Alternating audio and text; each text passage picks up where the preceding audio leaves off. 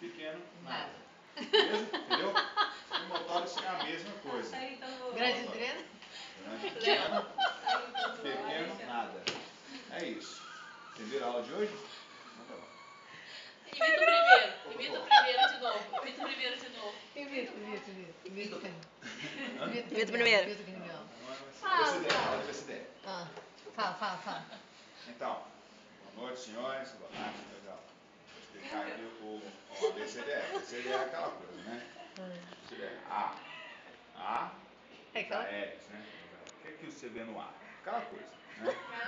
Pá, o paciente chegou ali no ar, você faz conversa com o cara, a conversa do cara, desse tem, né? Todo aquele contexto do Glasgow, né? Aí você vai pro B. Ah, não esqueci de jogar agora. B. Não, o Glasgow não precisa jogar. Glasgow tem que saber oi. O que é o oi? Baixa o oi em tuba, em cima de muito tuba, entendeu? Aquela coisa, o Glasgow é aquela coisa. Então, B, briefing, né? Respiração e respiração em alguma. Não tem, não interessa não. Vamos partir pro C. Então, pro C. Não vai estar respirando, tá respirando. Aí então, aí a gente vai fazer. Tem um negocinho. Aí a gente vai pro C, circulation. Né? Circulation. Alguém pode mexer ali no. Como é que mexe nesse negócio aqui? Como é que mexe aqui? Não, esse aqui não. Então é esse aqui não. Alguém pode mexer aqui pra mim? Não pode? Pode, eu não sei mexer nesse negócio aqui. Bom, eu sei, circulation. Circulation é aquela coisa, a circulação, né? A circulação, aquela. O sangue, né? Pá.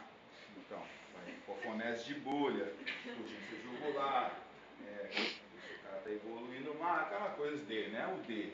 O que é o disability? Né? Disability já fez a placa, né? Coisa na ambulância, já perguntou pro cara onde ele mora, onde ele foi. O cara já vai tudo junto, né?